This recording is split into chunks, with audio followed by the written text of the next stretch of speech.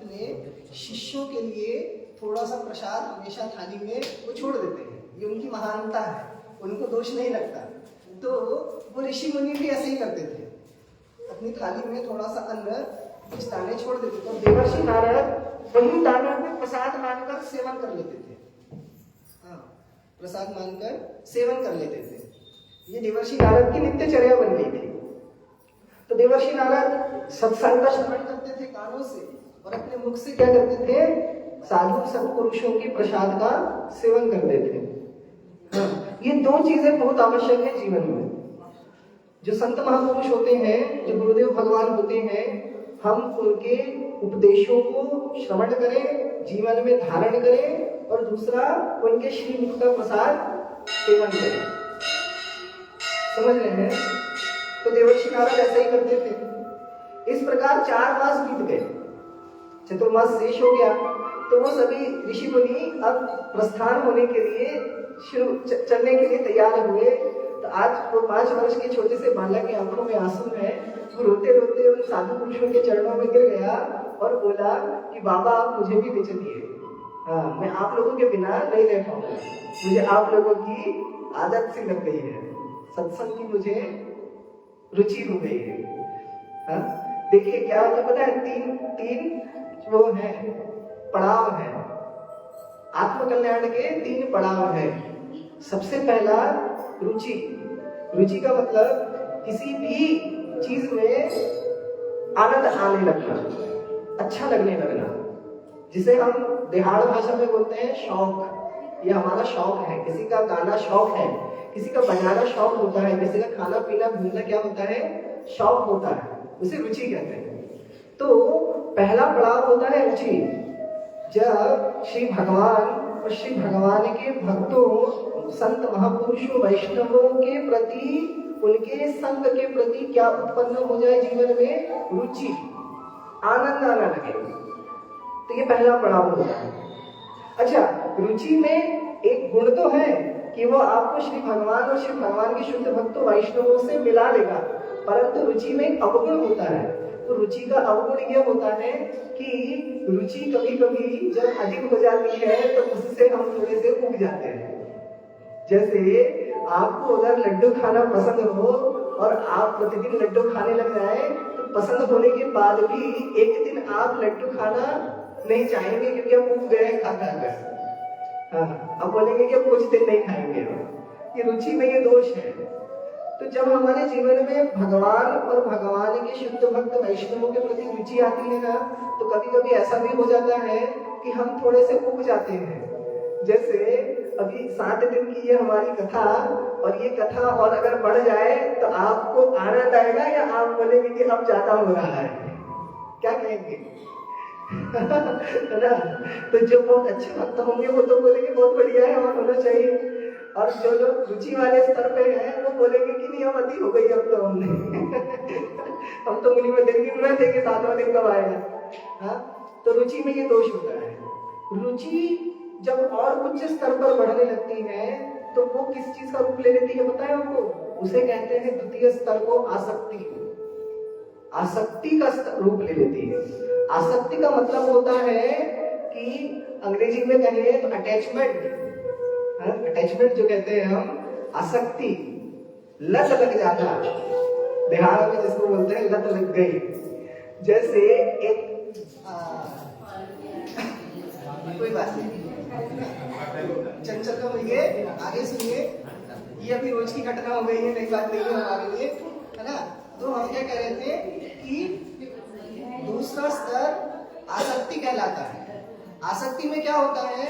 आसक्ति जैसे अभी एकदम सरल भाषा में कहें तो जैसे एक जुआरी को जुआ खेलने की लत होती है ना, और एक नशेड़ी को नशा करने की क्या होती है?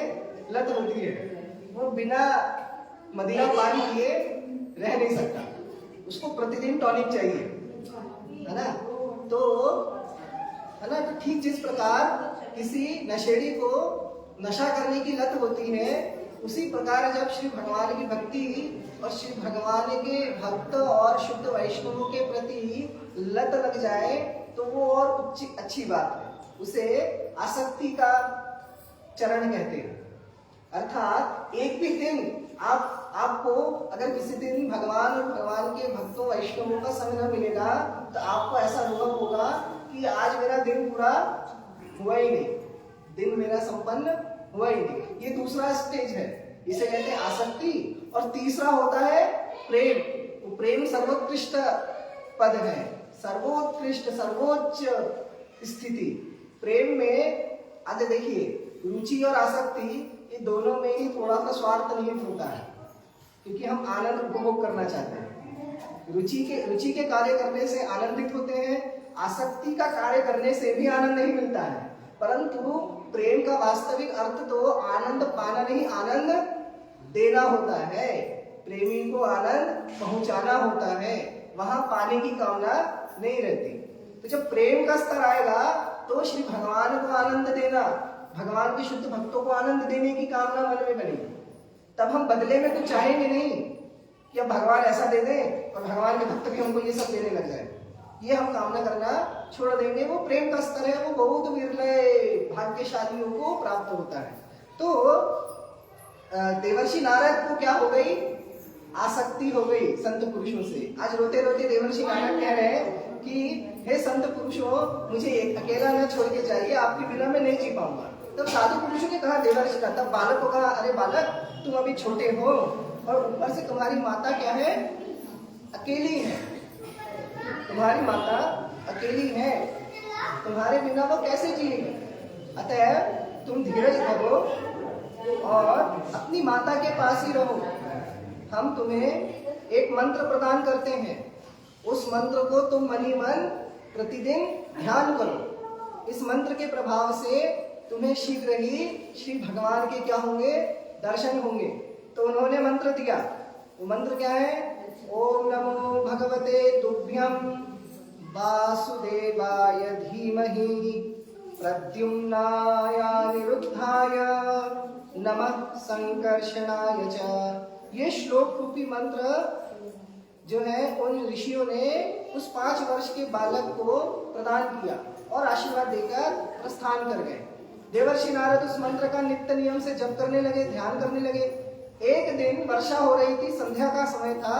देवर्षि नारद की मतलब उस छोटे से बालक की माता जो है गौशाला में दूध दुहने के लिए गई और मार्ग में एक विषाक्त सर्प ने, एक नाग ने उनके पैर में डस दिया और सर्प दंशन से उनकी माता के प्राण चले गए। वो शांत हो गई। आज देखिए देवर्षि नारद अब क्या अनुभव कर रहे हैं। देवर्षि नारद ने विचारा अवश्य ही ये श्री भगवान की मुझ पर क्या है? कृपा है, क्योंकि अब मैं स्वच्छंद भाव से भक्ति करूंगा। ऐसा विचार आया और देवर्षि नारद ने फिर अपनी माता जी का अंतिम संस्कार विधि पूर्वक संपन्न किया। मतलब उस बालक ने अपनी माता का अंतिम संस्कार संपन्न किया और उत्तर दिशा की यात्रा की। उत्तर दिशा में जाकर एक सुंदर उपवन में पहुंचे। वहां सुंदर एक सरोवर था, उस सरोवर में उन्होंने स्नान किया।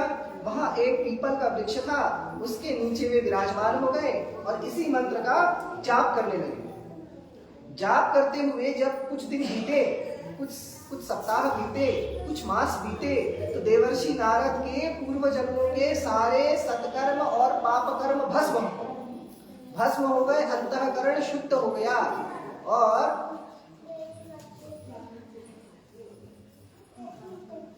तो उनका अंतःकरण शुद्ध हो गया और उनके मन मंदिर में, उनके हृदय में भगवान का दिव्य स्वरूप क्या हुआ? प्रकट हो गया। तो दिव्य स्वरूप कैसा है? तो श्री भगवान का दिव्य स्वरूप ऐसा है कि उनका सर्वांग श्यामल वर्ण का है, श्याम वर्ण का उनका श्री अंग है। उनके चतुर्भुज है, 4 भुजाएं हैं। भुजाओं में उन्होंने शंख, चक्र, गदा और पद्म धारण किए हुए हैं। श्री चरणों में सुंदर निपुण शोभा पा रही है। तुलसी दल विराजमान है श्री चरण में।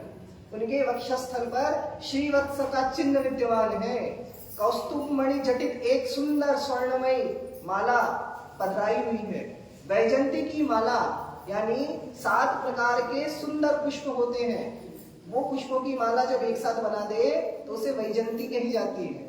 तो वैजंती माला धारण किए हैं और मोटी सुगंधित तुलसी की माला गले में धारण किए हुए हैं। उनके शीश पर बहुत सुंदर स्वर्ण मुकुट विराज रहा है, उनके उंगलियों में सुंदर सुंदर अंगूठियां विराजमान शोभा पा रही है, और उनके घुंघराली अलकावली है, घुंघराले केश हैं, और ऊर्ध्व पुंड्र का तिलक उनके श्री मस्तक पर सुशोभित है। कमल के तंतुओं के समान सुंदर कमल नयन है श्री भगवान के। हाँ, इनका ध्यान इसी प्रकार किया जाता है। जब आप अच्छे प्रकार विद्वान से जब पूजन कराते हैं ना, तब तो इसी मंत्र से भगवान का ध्यान करते हैं। मंत्र क्या है?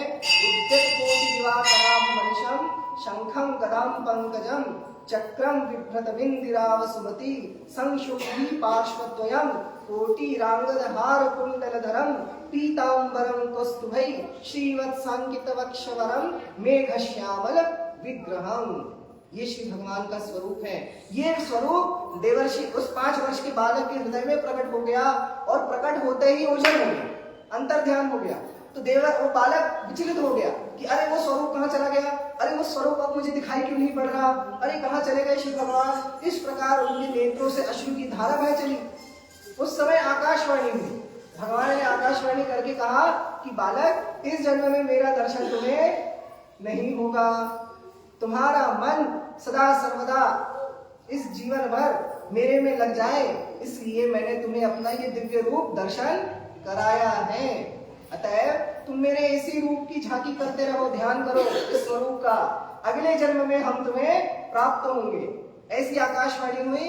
इस प्रकार भगवान आकाशवाणी अंतर ध्यान हो गई, और उस 5 वर्ष के बालक ने अपना शेष जीवन इसी प्रकार व्यतीत किया। और अकस्मात प्रलय हुआ, उस युग का, उस मनवंतर का प्रलय हुआ। तो प्रलय आने से भू भुव स्वः तीनों भुवन जो गर्भोदक समुद्र के जल में डूब गए, जलमग्न हो गया, प्रलय हो गया। सारे जीव जंतु के शरीर नष्ट हो गए, सारी जीवात्माएं ब्रह्मा जी में विलीन हो गई। तो वो जो नारद जी जो पूर्व जन्म के थे, उनकी जीवात्मा भी सभी जीवात्माओं के साथ कहाँ चली गई? ब्रह्मा जी में प्रवेश कर गई। बोलिए जय जय श्री राधेश्याम। तो उनकी जीवात्मा भी श्री ब्रह्मा जी में प्रवेश कर गई। जब नवीन सृष्टि प्रारंभ हुई, नवीन मनवंतर का आरंभ हुआ, तो क्या हुआ कि श्री भगवान ने अपना एक अंश देवर्षि नारद की जीवात्मा यानी उनके अंश में विराजमान कर दिया, स्थिति कर दी, और वह देवर्षि पूर्व जन्म के नारद जी की जो जीवात्मा भगवानमय हो गई, भगवत स्वरूप हो गई। और इसी प्रकार भगवत स्वरूप होकर जब ब्रह्मा जी सृष्टि करने लगे, तो वो उनके गोदी से, उनकी जंघा से प्रकट हुए देवर्षि नारद। बोलिए भगवान के शुद्ध भक्त देवर्षि नारद जी की। तो देवर्षि नारद प्रकट हुए। और ये कल जब हमने 24 अवतारों की श्रेणी सुनी थी, तो नारद जी का अवतार सुनाया था ना कि देवर्षि नारद भी क्या है? श्री भगवान के अवतार हैं। इसी कारण देवर्षि नारद भी श्री भगवान के अवतार हैं।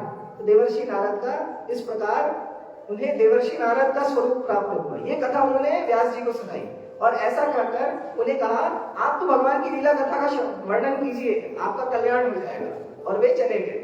तब श्री व्यास जी ने ये जो श्रीमद् भागवत महापुराण नाम की जो ब्रह्म संहिता है, भगवत संहिता है, जिसमें 335 अध्याय, 18,000 श्लोक और 12 स्कंद हैं, इस अद्भुत संहिता, भगवतीय संहिता, जो स्वयं श्री कृष्ण का वाङ्मय स्वरूप ही है, शब्द ब्रह्म है, श्री कृष्ण ही है, ये इस श्रीमद् भागवत महापुराण की क्या रचना है। बोलिए श्रीमद् भागवत के रचयिता भगवान व्यास की। इस प्रकार श्रीमद् भागवत प्रकट हुआ। इस प्रकार श्रीमद् भागवत धरती पर प्रकटित हुआ। इसके पश्चात कथा आती है कि शौनक आदि 88,000 ऋषि मुनि तो श्रवण कर रहे हैं कथा, सुत गोस्वामी उन्हें सुना रहे। तो शौनक आदि ऋषियों ने प्रश्न किया कि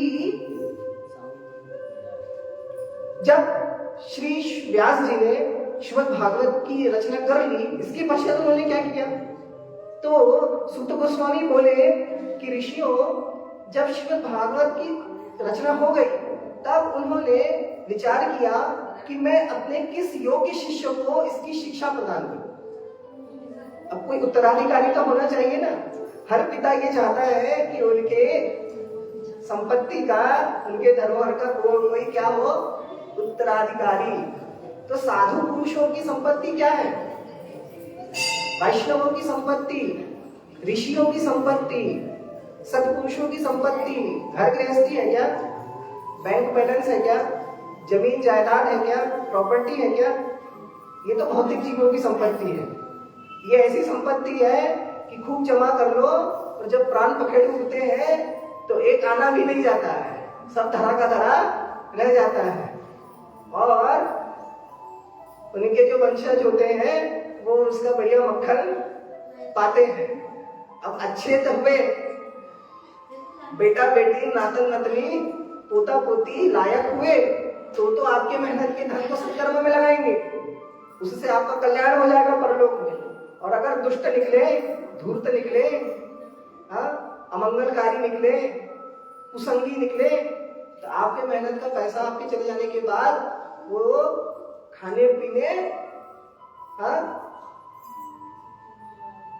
टॉनिक लेने, पार्टी करने और अप्सराओं के नृत्य गाने में, सुरा सुंदरी में स्वाहा कर देंगे।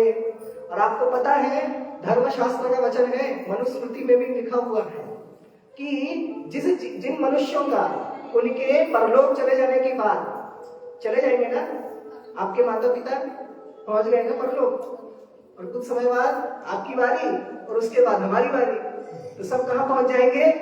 परलोक। तो परलोक में जब चले जाते हैं ना जो नर नारी, जो माता पिता दादा दादी परलोक पहुंच जाते हैं और उनकी संतानें जब उनके मेहनत के पैसे को, उनके मेहनत के धन दौलत को जब वो लोग कुकर्म में, पाप कर्म में, अनाचार व्यभिचार में जब खर्च करने लगते हैं तो स्वर्ग के देवता वो जो पहुंच गए ना अच्छे लोगों में, उनको वहां से धक्का दे देते नीचे। कहाँ? नरक में। तो आप सोचो, अपने सत्कर्म के बल से आप गए स्वर्ग और आपके बेटा बेटी नतनी नातन ने आपको नरक में गिरा दिया। क्यों? क्योंकि संचित धन तो आपका था, जिसको हम क्या कहते हैं, पैतृक संपत्ति, प्रॉपर्टी, है ना। उसका जब दुरुपयोग करते हैं ना औलादे, तब परलोक में बैठे हुए माँ बाप को देवता क्या करते हैं? नरक में फेंक देते हैं। बोलते हैं कि तुम अपनी औलादों को सद्बुद्धि देकर नहीं आए, ये तो देकर आए लेकिन ये नहीं देकर आए। तो देना तो ये था, क्योंकि जो माता पिता, जो बड़े बुजुर्ग अपने छोटों को, अपने औलादों को, अपने बेटा बेटी नातन नतनी पोता पोती को ये ना भी दे लेकिन ये देकर आएंगे तो वो अपने इसके बल पर ये अपने आप कमा लेंगे। प्रेम से कहिए जय जय श्री राम। सही बात है ना? जो लायक होगा वो भूखा रहेगा क्या? जो लायक होगा वो भीख मांगेगा क्या? जो लायक होगा वो गिड़गिड़ाएगा क्या? अगर वो लायक होगा तो अपने दम पर कमा लेगा। लेकिन नालायक को, अगर आप अपनी औलादों को, अपने छोटों को लायक बनाकर नहीं जाएंगे इस दुनिया से, तो वो जब नालायक हो जाएंगे और वो जब नालायकी करेंगे तो उसका फल भी आपको ही भुगतना पड़ेगा। वो तो भोगेगा ही, लेकिन आप बचने, हम बचने नहीं वाले। इसलिए प्रॉपर्टी दीजिए ना दीजिए, ये अवश्य दीजिए सद्बुद्धि। असली धन तो यही है, असली धन यही है, ये कुछ नहीं है। लेकिन आजकल के माता पिता, आप लोग नहीं, क्योंकि आप लोग सत्संग में आए हैं, श्रीमद् भागवत की कथा के श्रवण में आए हैं, आप इस कैटेगरी में नहीं आते हैं। जो नहीं आए हैं वो आते हैं इस कैटेगरी में। तो वो अपने वंशजों को पता है कौन सा मंत्र देते हैं?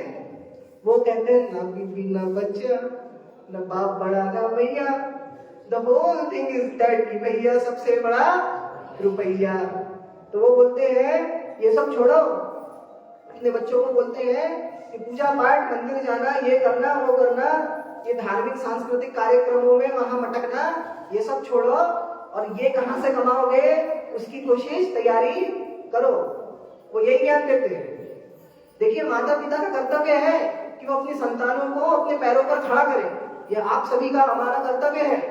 परंतु केवल जिंदगी भर यही करना सिखाकर अगर आप जाएंगे तो आप उस बाद में वो जब वो धर्म करेंगे तो उसके भागी आप भी बराबर बनेंगे।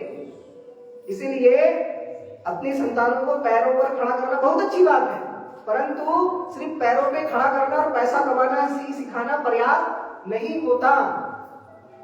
सबसे पहला कर्तव्य है हर माता पिता का, हर गुरुजनों का, बड़ों का, कि वो अपने से छोटे अपने औलादों को सबसे पहले तो मनुष्य बनाए।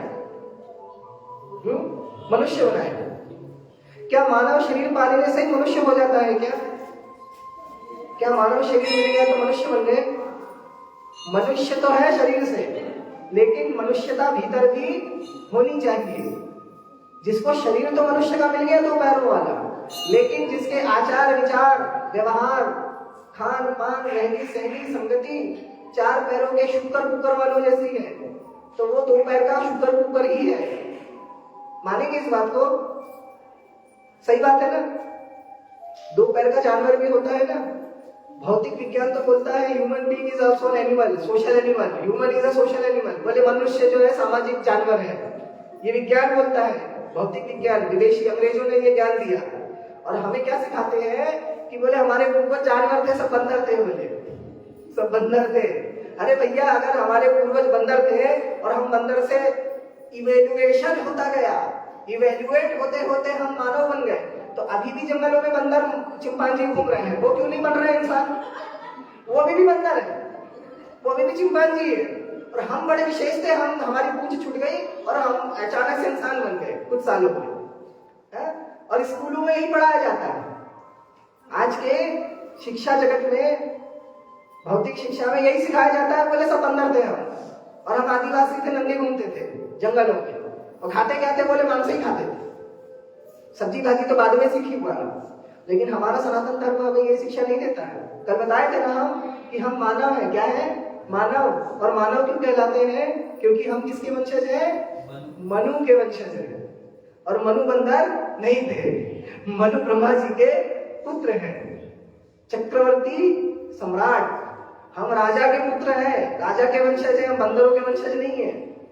लेकिन दुर्भाग्य है कि हमारी संतानें, आपकी हमारी संतानें, छोटे बच्चे बेटा बेटी स्कूल में यही सीख रहे हैं दुर्भाग्यवश कि हम सब बंदर थे और मांस ही खाते थे। मांस खाना बहुत अच्छी बात है, क्योंकि पूर्वज वही तो खाते आए हैं, तो नया क्या है उसमें?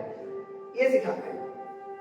आगे बढ़ते हैं तो आगे कथा आती है। हाँ, तो क्या किया व्यास जी ने? व्यास जी योग्य पात्र को खोज रहे हैं। मैं किस योग्य शिष्य को ये भागवत संहिता का उपदेश करूं, शिक्षा दूं? तब उनको स्मरण आया मेरा पुत्र सुखदेव। व्यास जी ने किसको स्मरण किया? परमहंस सुखदेव गोस्वामी को। ये सुखदेव गोस्वामी कहाँ है इस समय? यम प्रव्रजन्तमनुपेतम वेद कृत्यम द्वैपायनो विरह कातर आजुभाव। प्रथम दिन सुना था, पुत्रेति तन्मयतया तरुणो विनीतुस्तं सर्वभूत हृदयं मुनिमान तस्मै सुखदेव भगवान की। तो सुखदेव परमहंस जन्म लेते ही 12 वर्ष तक अपनी माता के गर्भ में रहे। जन्म लेते ही अपने हाथ से ही वो जो नाभि में नाली होती है, नलिका, उसको छोड़ दिया, छेड़ दिया, और अकेले नंग धड़ंग उसी अवस्था में न यज्ञोपवीत हुआ है, न ब्राह्मण दीक्षा हुई है, न पिता का मुंह देखा, न माता का मुंह देखा। वो जंगल की ओर चल दिए। व्यास जी बेटा बेटा बेटा पुत्रेति तन्मयतया, और वो तो तन्मय भगवान के भजन में।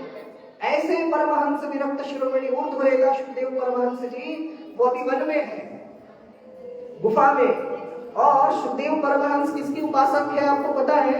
सुखदेव परमहंस निराकार ब्रह्म के उपासक। निराकार ब्रह्म के उपासक। निराकार ब्रह्म किसे कहते हैं जानते हैं? निराकार ब्रह्म उसे कहते हैं जिसका ना हाथ है, न पैर है, न मुंह है, न आंख है, न नाक है, उसका कुछ नहीं है। वो एक ब्रह्म ज्योति है, एक प्रकाश है, और वो प्रकाश बोले सर्वशक्तिमान है। वो निराकार ब्रह्म कहलाते हैं। मायावादी उसी ब्रह्म की पूजा करते हैं। वो राम कृष्ण हरि नहीं मानते, ब्रह्मा विष्णु महेश नहीं मानते। निराकारवादी बोले ब्रह्म ही है सत्य, बोले ब्रह्म सत्यम जगन मिथ्या, ब्रह्म सत्यम जगन मिथ्या। वो यही मानते, बोले राम कृष्ण हरि कुछ नहीं है, बोले ब्रह्मा विष्णु महेश कुछ नहीं है, बोले। तो वो ऐसे भक्त थे, पहले साधक थे, योगी थे। तो सुखदेव, जब भगवान व्यास ने याद किया कि मैं अपने पुत्र सुखदेव को ये भागवत संहिता प्रदान करूंगा, परंतु प्रश्न आया कि मेरा पुत्र तो निराकार ब्रह्म का उपासक है, तो वो सगुण साकार सच्चिदानंद स्वरूप श्री कृष्ण को, उनकी कथा को, उनके दिव्य ज्ञान को क्यों धारण करेगा? तब उन्होंने विचार किया कि जब तक, एक बात बताएं, जब तक आप शहद नहीं चखोगे तब तक आपको शक्कर ही अच्छी लगेगी, लेकिन जिस दिन आपको शहद चटा दी जाएगी, हमें शहद चटा दी जाएगी, तो शक्कर अच्छा नहीं लगेगा, फिर शहद ही चाहिए। ये जीव का स्वभाव है, मनुष्य का स्वभाव है। मनुष्य का कैसा स्वभाव होता है कि जब तक उसे उच्च स्वाद का, परम उच्च स्तरीय स्वाद का, उच्च स्तरीय आनंद का अनुभूति ना हो, तब तक उसको छोटी चीजें अच्छी लगती है। लेकिन जब उसको उच्च स्तरीय स्वाद प्राप्त हो जाता है, तब वो उन छोटी चीजों का परित्याग कर देता है, तब उसे वो ऊंची चीज ही चाहिए। ठीक जैसे जब तक आप बाइक चलाकर आनंद ना ले लो, बाइक का अनुभव ना हो जाए कि बाइक चलाने में कैसा मजा आता है, तब तक आपको आपकी साइकिल ही बढ़िया लगती है, मेरी साइकिल ही मस्त है। जिस दिन आप किसी की बाइक चला लेंगे तो आप अपनी साइकिल को भूल जाएंगे, तब तो बाइक भूला, तब आप बेचैन हो जाएंगे, बाइक खरीदूंगा अब तो मैं, बाइक में बड़ा मजा आता है, होता है जैसा। और फिर बाइक खरीद लेंगे, फिर जब किसी दिन किसी की कार चला लेंगे, 4 व्हीलर, तब आपके मन में कार चलाने का मजा आ जाएगा, आनंद आने लगेगा, कार ही चलानी है अब तो। वो बाइक जो पहले अच्छी लग रही थी वो भी अब क्या लगेगी, ऑर्डिनरी। ये मानव का स्वभाव है। तो शुकदेव परमहंस को व्यास जी ने विचार किया कि जब तक मैं अपने पुत्र को सगुण साकार सच्चिदानंद श्री कृष्ण की भक्ति का रस नहीं चटा दूंगा, तब तक वो आएगा नहीं। तो पहले तो मुझे रस जो है चखाना पड़ेगा। व्यास जी ने अपने 2 शिष्यों को भेजा, एक श्लोक दिया और बोला कि जिस गुफा में शुकदेव रह रहा है, उस गुफा के सामने जाकर खड़े हो जाओ और ये श्लोक का पाठ करो। श्लोक क्या है? श्लोक है, परहापीडं नटवर वपु कर्णयो कर्णिकार बिप्रतवासन कनक कपिशं वैजयन्तीं च मालां रन्ध्रान् वेणुरधर सुधया पूरयन् गोपवृन्दैः वृन्दारण्यं स्वपदरमणं प्राविशद् गीतकीर्तिः। ये श्लोक गान करने के लिए बोला। श्लोक का अर्थ नहीं बताएंगे क्योंकि समझ जाएगा, इतना बता देते हैं। इस श्लोक में श्री कृष्ण के रूप का, सौंदर्य का वर्णन है। जब शुकदेव के कानों में ये श्लोक पढ़ा तो शुकदेव ने मनी मन उस स्वरूप की कल्पना की और ये पाया कि ये तो बहुत सुंदर है, जिसका भी वर्णन किया सुना मैंने, ये तो बहुत सुंदर है। उनका ध्यान भंग हो गया। प्रथम बार निर्गुण निराकार से मन कहा गया सगुण साकार की ओर, शुकदेव जी का। तो शुकदेव जी का ऐसा हुआ, फिर शुकदेव जी गुफा से बाहर आए। शुकदेव जी ने बोला 2 शिष्यों से कि ये किसकी वर्णना की तुमने, कौन है ये परहापीडं नटवर वपु, कौन है? तो दोनों बोले कि ये तो हमारे गुरुदेव जी बताएंगे, तो आपको जानना है तो हमारे गुरु के पास चलो। उन्होंने बोला चलो चलो चलो, तो चलने लगे। आधे रास्ते गए शुकदेव, अचानक से रुक गए और ये विचार किया कि प्रायः संसार में देखा जाता है कि जो बहुत सौंदर्यवान होता है, रूपवान होता है, गुणवान होता है, धनवान होता है, उसके मन में बहुत अभिमान होता है। जो जितना वान होता है वो उतना ही अभिमान में होता है, चाहे रूपवान, चाहे गुणवान, चाहे धनवान, उसके भीतर होता है अभिमान। तो शुकदेव परमहंस ने विचार किया कि अवश्य ही ये बहुत ही अभिमानी होगा, और अभिमानी व्यक्ति कभी अपने से छोटे का सम्मान नहीं करता।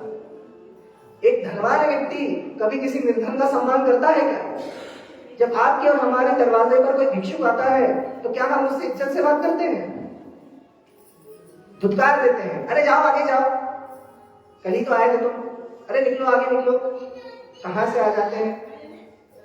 क्यों? क्योंकि अपने धन का अभिमान और उसकी निर्धनता पर कोई दया नहीं है। तो जो वो मान होता है वो अभिमान में होता है। तो शुकदेव जी ने विचार किया कि वो अभिमानी होगा, तो अभिमानी से मैं नहीं मिलता, क्योंकि अभिमानी जो होगा वो मेरा क्या कल्याण करेगा।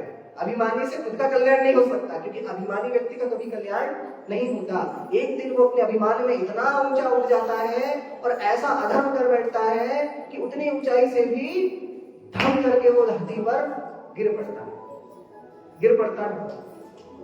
तो अभिमानी व्यक्ति का पतन अवश्यम भावी होता है। प्रेम से कहिए जय जय श्री राधे निताई गौर प्रेमानंदे हरि हरि बोल। तो अभिमानी का पतन निश्चित होता है। तो सुखदेव जी लौट गए, नहीं गए आगे। व्यास जी को खबर लगी, आधे रास्ते आए थे, वापस लौट गए। व्यास जी समझ गए क्या कारण है, एक और श्लोक प्रदान किया, बोला ये श्लोक को गाओ।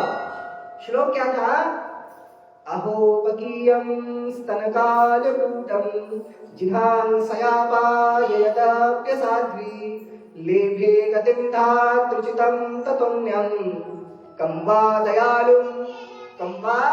दयालुं शरणं व्रजेम। श्लोक में भगवान के पूतना उद्धार की लीला का वर्णन कि बकी पूतना, राक्षसी पूतना स्तनों में विष लगाकर आई थी मारने के लिए। उद्देश्य ममता भरा नहीं था, उद्देश्य था इस बालक को मैं मार डालूं। तो जहर लगाकर आई थी स्तनों में, और जब स्तनपान कराया तो श्री भगवान ने कहा कि आई तो मुझे मारने हो, परंतु जो तरीका अपनाया है वो तो माता का है, क्योंकि दूध पिलाना तो माँ का काम होता है। हा? तो हो तो तुम मेरी शत्रु, परंतु जो कार्य कर रही हो ना वो शत्रुओं वाला नहीं है, वो ममता भरा है। स्तनपान कराना ममता से भरा हुआ कार्य है।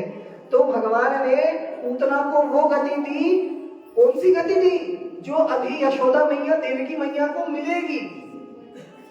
यशोदा और देवकी को जो गति वो देने वाले हैं भविष्य में, जब उनका जीवन लीला समाप्त होगा, वो गति पूतना राक्षसी को श्री कृष्ण प्रदान कर रहे हैं। तो भगवान व्यास कहते हैं तम वा दयालुम, ऐसा दयालु परमात्मा कहाँ मिलेगा, इसके अलावा किसकी शरण ले। ऐसा दीन वत्सल दयालु, ऐसा समदर्शी, ऐसे दीन दयाल कहाँ मिलेंगे। तो आपको पता है हमारे गौड़िया वैष्णव संप्रदाय में एक भजन चलता है, काका जी ताल पकड़िए आप भी और थोड़ा सा सुनिए।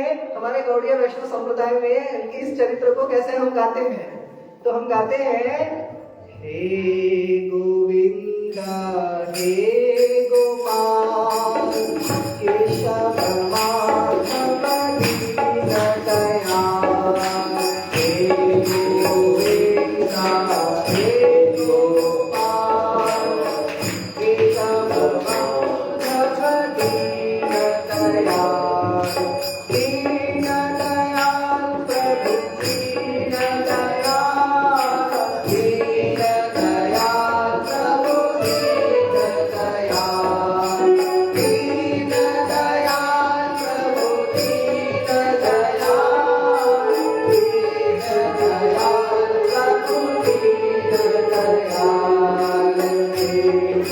गोविंदा हे गोपाल केशव माधव दीनदयाल, हे गोविंदा हे गोपाल केशव माधव दीनदयाल। है ना दीनदयाल, श्याम सुंदर कन्हैया लाल, गिरिवरधारी नंद दुलाल। श्री कृष्ण दीनदयाल है। तो पूतना को वो गति प्रदान कर दी जो देवकी और यशोदा मैया को मिलेगी। इतने दयालु हैं जो शत्रु को भी ऐसी गति देते हैं। इससे दयावान संसार में कौन, जो शत्रुओं को सदगति दे। शत्रुओं की सत्कामना करते हैं क्या हम भौतिक जीव, भौतिक मनुष्य अपने दुश्मनों का मंगल करते हैं क्या, मांगते हैं क्या भगवान से कि हे भगवान मेरे दुश्मनों को खूब प्रगति करो, मेरे दुश्मनों की सभी कामनाएं पूर्ण कर दो, वो मेरे घर में आग लगाना चाहता है तो लगा दो, ऐसी कामना करते हैं क्या। लेकिन श्री कृष्ण चंद्र भगवान शत्रुओं को भी तार रहे हैं, ऐसी सदगति दे रहे हैं कि जो अपनी मैया को देंगे। ज्यों ही सुखदेव जी ने ये गुण सुना, तब सुखदेव जी ने विचार किया इसका तन भी सुंदर, इसका मन भी सुंदर, ये तो साक्षात श्याम सुंदर है। हाँ, ये साक्षात सौंदर्य के मूर्ति है। मानो सौंदर्य शारीरिक और मानसिक, बाह्य और अंतर का सुंदरता श्री कृष्ण का सुखदेव जी समझ गए। और सुखदेव परमहंस दौड़े व्यास जी के आश्रम की ओर और गिर गए व्यास जी के चरणों में, पिताजी पिताजी पिताजी, साधु साधु साधु। मुझे ये जिसका ये मैंने वर्णन सुना ना, जिसके रूप का और जिसके गुण का, ये इनकी मुझे पूरी आप पूरा परिचय दीजिए। ये कौन है, ये कब, ये कहाँ रहते हैं, ये क्या क्या करते हैं, ये किनको मिलते हैं। तब जब उन्होंने ऐसा जिज्ञासा किया, किन्होंने, सुखदेव जी ने, तब भगवान व्यास ने कहा अब आया ऊंट पहाड़ के नीचे। बोलिए सुखदेव भगवान की, वेद व्यास भगवान की, श्रीमद् भागवत महापुराण की। तो तब जाकर श्री व्यास जी ने अपने पुत्र सुखदेव परमहंस जी को ये भागवत संहिता की शिक्षा प्रदान की। ऐसी कथा है। इसके बाद कथा आती है कि महाभारत का युद्ध समाप्त हो गया। महाभारत का युद्ध समाप्त हो गया। यदा मृधे कौरव संजयानाम वीरेशवथो वीर गतिं गतेषु त्रिकोतराविद्ध कदाभिवर्ष भग्नोरुदंडे धृतराष्ट्रपुत्रे। धृतराष्ट्र का बेटा दुर्योधन महाभारत के युद्ध में अंतिम दिवस, 18 दिन का युद्ध चला, अंतिम दिवस कौरवों की पूरी सेना नष्ट हो गई, सब मर गए। केवल दुर्योधन का शरीर कुरुक्षेत्र में पड़ा है, लहूलुहान। भीम ने उसकी जंघा तोड़ दी, टूटी जंघा से तड़पता हुआ दुर्योधन पड़ा है। अश्वत्थामा आया, अश्वत्थामा बोलता है प्रिय मित्र, तूने मुझे सेनापति नहीं बनाया, इसीलिए आज तेरी ये दुर्दशा है। तूने भीष्म पितामह को सेनापति बनाया, तूने अपने मित्र कर्ण को सेनापति बनाया, तूने मेरी योग्यता पर नजर नहीं डाली, तूने मुझे सेनापति नहीं बनाया, इसीलिए परिणाम दे भीष्म पितामह शरशैया पर पड़े हैं, कर्ण जो है परलोक से धार गया और तू यहाँ पे अधमरा पड़ा हुआ है। अभी भी वक्त है। युद्ध नीति कहती है जब तक सेना का सेनापति जीवित हो, वो सेना की सारी सेना मर गई तो भी सेना को जीवित माना जाता है। तो अभी तू मेरा सेनापति के पद पे अभिषेक कर दे, तिलक कर दे। अब देख, जो तेरे सारे मित्र, तेरे 100 भाई, तेरे सारे मित्र जितने तेरी ओर से लड़ने आए थे नहीं कर पाए, मर गए, वो कार्य मैं करके दिखाऊंगा। अश्वत्थामा अभिमानी, द्रोणाचार्य का पुत्र। दुर्योधन ने कहा क्या करोगे? 5 पांडवों का मस्तक काट के तेरी चरणों में डालूंगा। अच्छा, तो चलो भाई, जब मैंने यहां तक गिर चुका तो और थोड़ा गिर जाता। अपने ही लहू से अश्वत्थामा का तिलक कर दिया, जा तुझे मैंने कौरव सेना का सेनापति बनाया और ऐसा सेनापति के पद पे नियुक्ति कर दी। अश्वत्थामा तलवार लेके दौड़ा पांडवों के शिविर की ओर। संध्या का समय था, रात्रि होने ही वाली थी। श्री कृष्ण परमात्मा है, श्री कृष्ण को ज्ञात है कि अश्वत्थामा आएगा और मेरे भक्त पांडवों का गला काटने की इच्छा लेकर आएगा। तो श्री कृष्ण ने बहाना बनाकर द्रौपदी और 5 पांडवों को, युधिष्ठिर, अर्जुन, भीम, नकुल, सहदेव, इन सभी को लेकर श्री कृष्ण कहने लगे आज बहुत शुभ तिथि है, संध्या बेला में गंगा जी में स्नान करने से बहुत शुभ फल मिलेगा, पुण्य मिलेगा, तो चलिए गंगा स्नान करेंगे। ऐसा बहाना बनाकर श्री कृष्ण 5 पांडवों को याज्ञसेनी, पांचाली, द्रौपदी के सहित ले गए गंगा तट पर। और शिविर में कौन सोए? शिविर में सो रहे थे द्रौपदी के 5 पुत्र, द्रौपदी के अपने कोख के 5 पुत्र, अपने निजी खुद के सगे बच्चे 5 पुत्र सोए थे। अश्वत्थामा गया, अंधकार था, मशालें जल रही थी, मशालों को बुझा दिया। कृतवर्मा बाहर सोया था, उसको मार डाला। अंदर गया, चादर ओढ़ के सो रहे थे ना, शीतकाल था, चादर ओढ़े हुए थे। अश्वत्थामा ने सोचा ये 5 पांडव सो रहे हैं, हमेशा साथ में सोते थे 5 भाई। अश्वत्थामा ने तलवार उठाई और निरीह चुपचाप उन 5 का गला धड़ से अलग कर डाला और अंधकार में ही उन 5 के मस्तक उतार कर दुर्योधन के पास ले आया। दुर्योधन ने जब देखा कि अरे ये तो पांडव नहीं, इनमें से एक भी पांडव नहीं, ये तो द्रौपदी के पुत्र हैं, ये तो मेरे कुल के वंशधर हैं। तब दुर्योधन अभी तो तन से जख्मी था, अब मन से भी जख्मी हो गया। और दुर्योधन ने बोला, अरे पापी अश्वत्थामा, ये तूने क्या अनर्थ कर डाला, जो आगे चलकर हमें, मेरे 100 भाइयों को और मेरे शरीर छूट जाने के बाद मुझे भी पिंड देते, जल देते, तर्पण करते, श्राद्ध करते, गया जाते, तूने उनको भी मार डाला, तूने हम सबको नरक में डाल दिया। हाँ, ऐसा। और उसी व्यथा में, जिस दुर्योधन की जंघा टूटने के बाद भी प्राण नहीं उतर रहे थे, नहीं निकल रहे थे, उस व्यथा से उसके प्राण पखेरु उड़ गए, दुर्योधन मर गया। इधर प्रातः काल हुई, भोर का समय था। श्री कृष्ण 5 पांडव और द्रौपदी को लेकर शिविर में आए।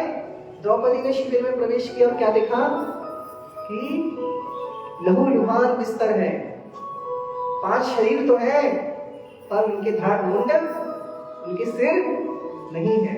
विचारिए, जिस माता के 1 नहीं, 2 नहीं, 3 नहीं, 4 नहीं, 5 पुत्रों के कोई सिर काट कर ले जाने और वो बिना सिर के अपने संतानों के धड़ देखेगी तो उसकी क्या गति होगी।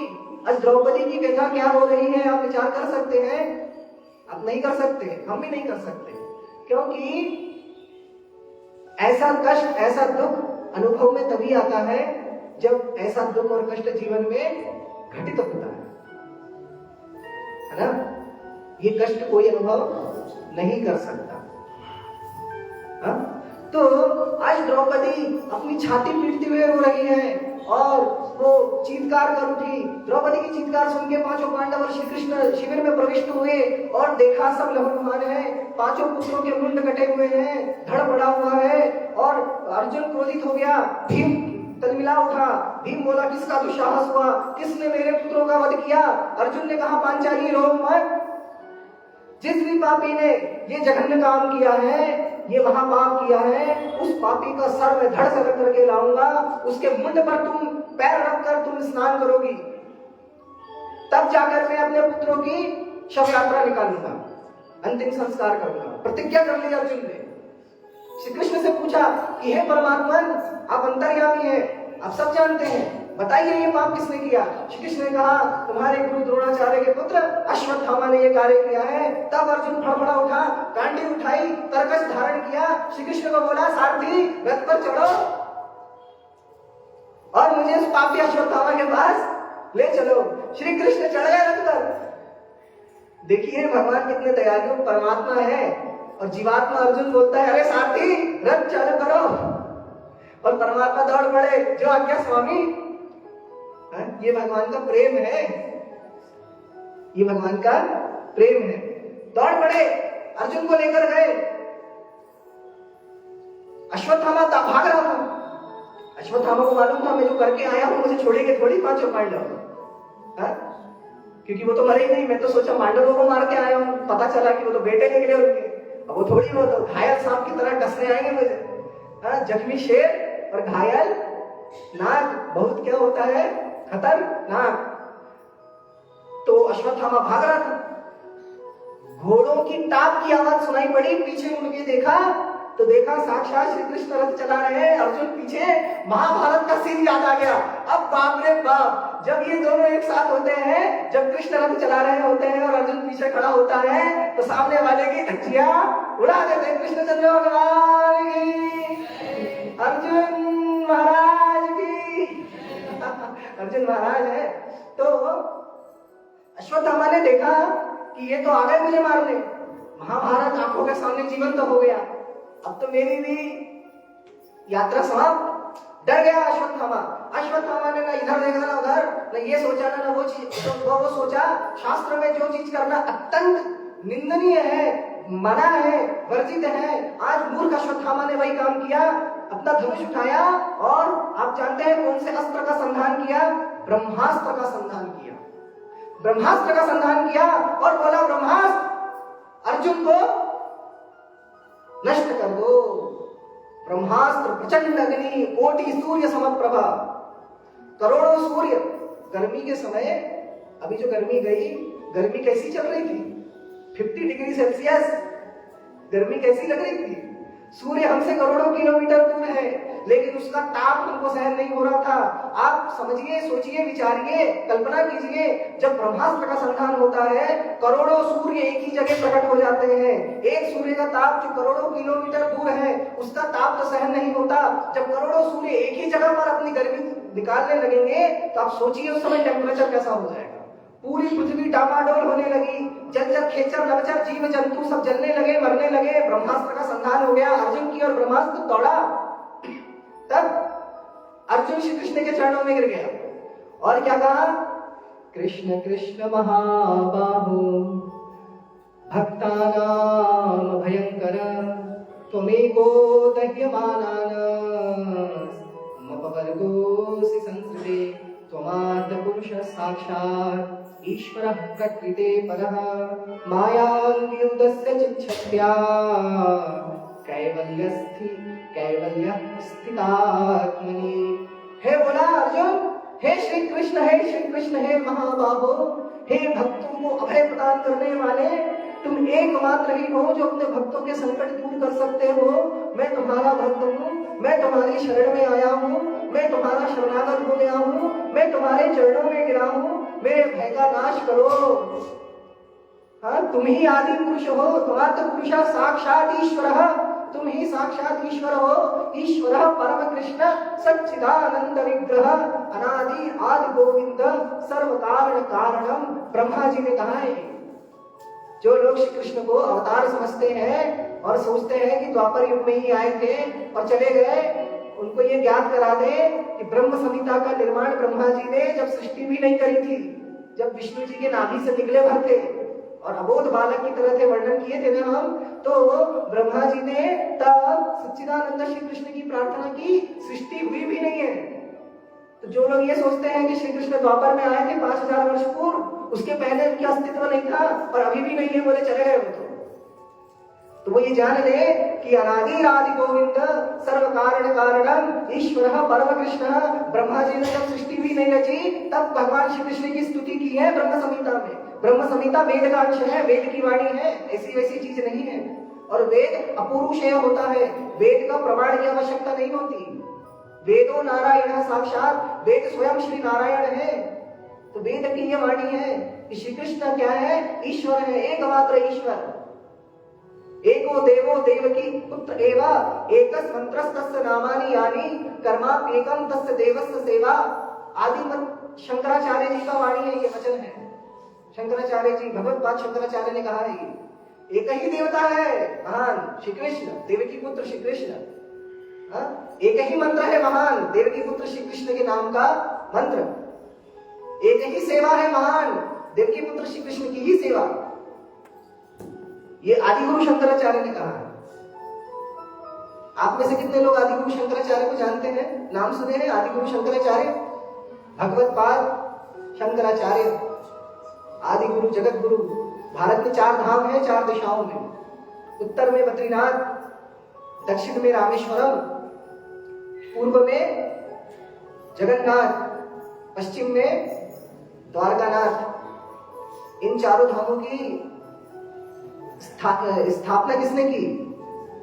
आदिगुरु शंकराचार्य, आज से 2000 वर्ष लगभग पूर्व। जब भारत देश में ही सनातन धर्म का लोप हो रहा था, जैन धर्म और बौद्ध धर्म हावी हो रहे थे, इस प्रकार से सनातनियों की बुद्धि भ्रष्ट कर दी जा रही थी कि उनके ही ईश्वर के प्रति उनके मन में संदेह उत्पन्न कर दिया जा रहा था। और बौद्ध भिक्षुक और जैन भिक्षुक मिलकर हिंदुओं को धर्म परिवर्तन करा रहे थे। आज है ना धर्म परिवर्तन की समस्या भारत में। ईसाई मिशनरी धर्म परिवर्तन कर रहे हैं। मुगलों ने, मुसलमानों ने हिंदुओं को पकड़ पकड़ कर मुसलमान बनाया ना, परंतु इन सबसे भी पूर्व जैन धर्म और बौद्ध धर्म ने यह कार्य शुरू कर दिया था 2000 वर्ष पूर्व। समय ऐसा आ गया कि यज्ञ अनुष्ठान भारत में खत्म होने लगे। सब बौद्ध बन गए, सब जैन बन गए। और बौद्ध धर्म, जैन धर्म मायावाद का धर्म है। सत्कर्म यज्ञ अनुष्ठान वहां उनकी कोई कुछ नहीं मानता। तब शंकर भगवान उमापति महेश्वर ने अवतार किया सनातन धर्म की रक्षा के लिए। बोलिए शंकर भगवान की, आदिगुरु शंकराचार्य भगवत पाद की।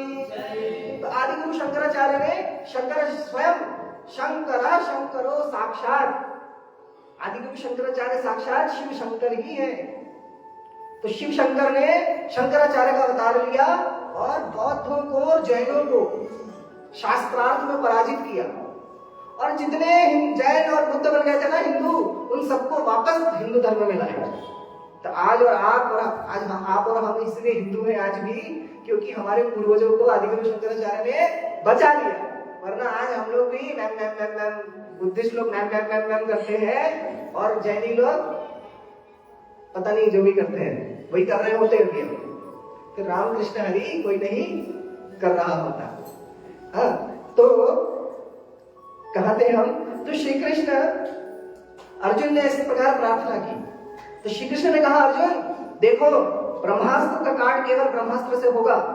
इस संसार में दूसरा कोई अस्त्र नहीं जो ब्रह्मास्त्र को मिटा सके। तुम भी ब्रह्मास्त्र छोड़ो। अर्जुन घबराया। अर्जुन ने कहा, प्रभु एक ब्रह्मास्त्र आ रहा है तो जीव जंतु जल रहे हैं, मैं भी चलाऊंगा तो पता नहीं कि हम भी बचेंगे कि नहीं, गारंटी नहीं है, हम सब भस्म हो जाएंगे। श्री कृष्ण बोले, चिंता मत करो, हम है ना। हाँ, हमारे बंगाली में एक कहावत है, वो कहते हैं, राखे कृष्ण मारे कृष्ण राखे के। इसका अर्थ ये है कि जब श्री कृष्ण किसी की रक्षा करते हैं तो संसार का कोई भी उसका कुछ बुरा कर नहीं सकता, और जब श्री कृष्ण किसी की बुरा करने को उतर आए तो संसार का कोई उसका भला कर नहीं सकता। कृष्णचंद्र भगवान की। हाँ, तो अर्जुन को बोला, अर्जुन ने ब्रह्मास्त्र छोड़ दिया। अर्जुन ने ब्रह्मास्त्र छोड़ दिया। ब्रह्मास्त्र आपस में टकराए और दोनों अदृश्य हो गए। श्री कृष्ण ने दोनों को लुप्त कर दिया। और आज अर्जुन दौड़ कर गया, अश्वत्थामा को चाबुक पाश से बांध लिया, रस्सी से बांध लिया अश्वत्थामा को। अश्वत्थामा अस्त्रविहीन हो गया, निशस्त्र हो गया। अश्वत्थामा को पकड़ लिया और रथ पर बांध लिया और घसीटते हुए शिविर में लेकर आया द्रौपदी के पास, और अश्वत्थामा को धक्का मार के द्रौपदी के चरणों में फेंक दिया और बोला कि सती द्रौपदी, ये है तुम्हारा अपराधी, ये है हमारे पुत्रों का हत्यारा।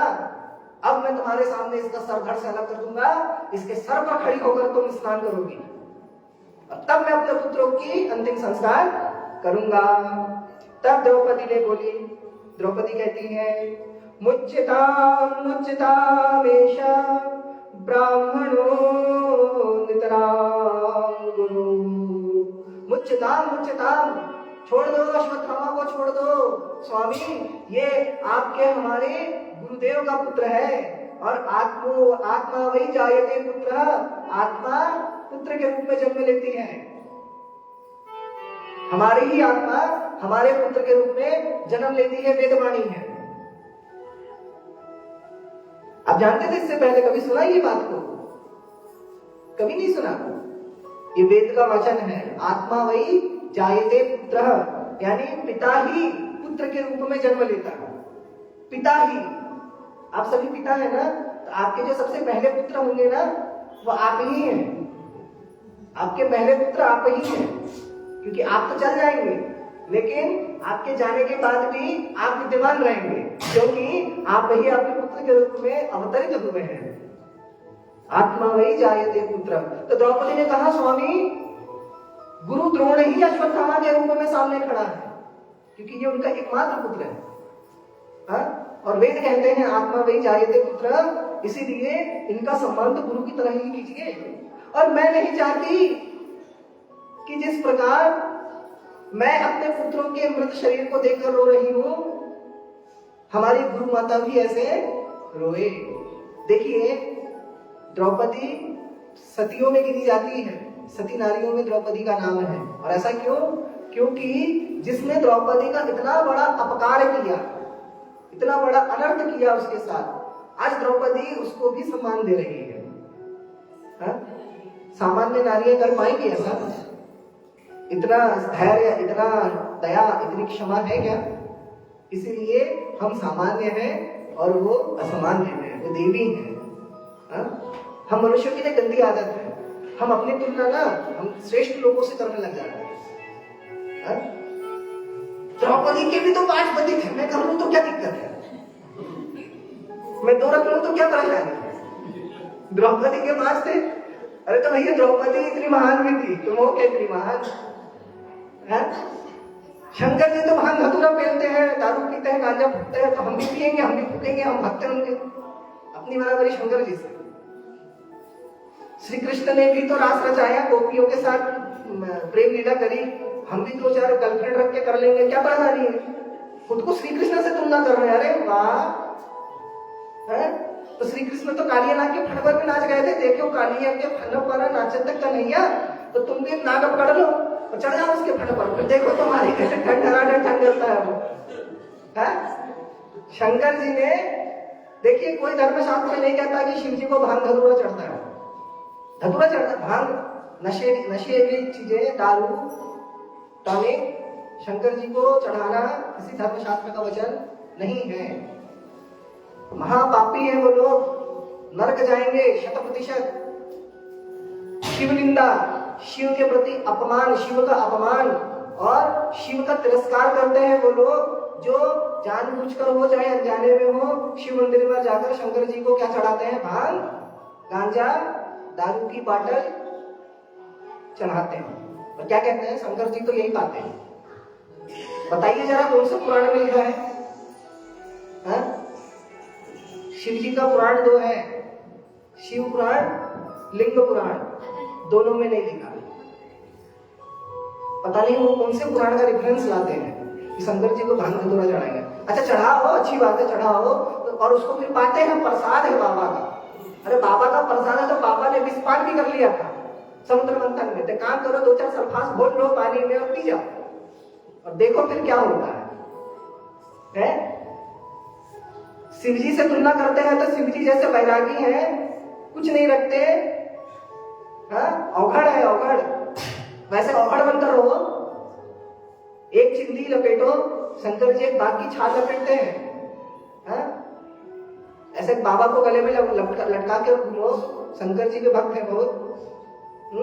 ऐसा पाप नहीं करना चाहिए, क्योंकि प्रथम दिवस में हमने बहुत अच्छे से ये वर्णन किया था कि यदि भगवान की पूजा पाठ, पूजा अर्चना आप शास्त्र विहित नियमों से नहीं करेंगे तो फल नहीं मिलेगा। प्रेम से कहिए जय जय श्री राधे श्याम। तो द्रौपदी कहती है उच्चताम उच्चताम छोड़ दो, गुरुपुत्र है, गुरु साक्षात सामने खड़े हैं। तब अर्जुन ने कहा श्री कृष्ण गोविंद, तो मेरे प्रतिज्ञा का क्या होगा? मैं तो प्रतिज्ञा ले चुका। तब भगवान ने कहा कि हम तुमको भगवत गीता का उपदेश किए थे, तो मार्ग बतलाए थे, उस मार्ग का अनुसरण करो, काम बन जाएगा।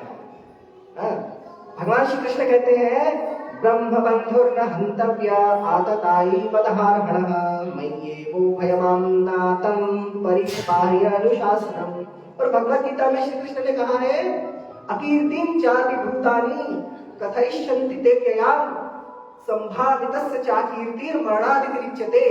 श्री कृष्ण ने कहा है भगवत गीता में कि किसी सम्मानित व्यक्ति का घोर अपमान कर दो सबके सामने, किसी उच्च व्यक्ति का, सम्मानित व्यक्ति का, किसी महापुरुष का अगर वो कोई पाप कर दे तो उसका समाज में घोर तिरस्कार अपमान कर दो, उसके लिए वो कैसा है? मृत्यु की तरह है। मरणादितिरिच्यते अकीर्ति संभावितस्य च अकीर्ति मरणादपि उच्यते। सम्मानित व्यक्ति का अपमान ही उसके लिए मृत्यु के समान है। तो तब अर्जुन समझ गए। अर्जुन ने अश्वत्थामा का मुंड पकड़ा, अश्वत्थामा के मस्तक पर ना एक जन्मजात मणि थी, मणि, दिव्य मणि। वो मणि के कारण उसको ना भूख लगती थी, न प्यास लगती थी, न वो बीमार पड़ता था। वो मणि अर्जुन ने नोच ली, सर से उखाड़ ली और उसको धक्के मारकर गाली देते हुए, अपमानित करते हुए अश्वत्थामा को शिविर से बाहर फेंक दिया। फिर अर्जुन ने, पांडवों ने अपने पुत्रों की अंतिम संस्कार संपन्न किए। इसके पश्चात हस्तिनापुर का साम्राज्य युधिष्ठिर महाराज उपभोग करने लगे, धर्म का शासन हुआ। धर्मराज है युधिष्ठिर महाराज, यमधर्म के अवतार हैं। तो धर्ममय शासन हस्तिनापुर में होने लगा, भारतवर्ष में धर्ममय शासन होने लगा। अब श्री कृष्ण बोले कि प्रिय युधिष्ठिर, प्रिय अर्जुन, बहुत समय हुआ मैं अपने द्वारका से दूर रहा, अब तो मेरे सारे कार्य संपन्न हो गए, तुम्हारी सारी अलामला मैंने दूर कर ली, तो अब मुझे अनुमति दो, मेरे द्वारकावासी मेरे रास्ता देख रहे हैं। और श्री कृष्ण अनुमति लेकर, पांडवों के आंखों में अश्रु है, द्रौपदी रो रही है क्योंकि उनकी क्या है, सखी है। श्री कृष्ण ने अपना नाम दिया है, पता है द्रौपदी का एक नाम कृष्णा है, कृष्णा। भगवान का नाम है कृष्णा और द्रौपदी का नाम है कृष्णा।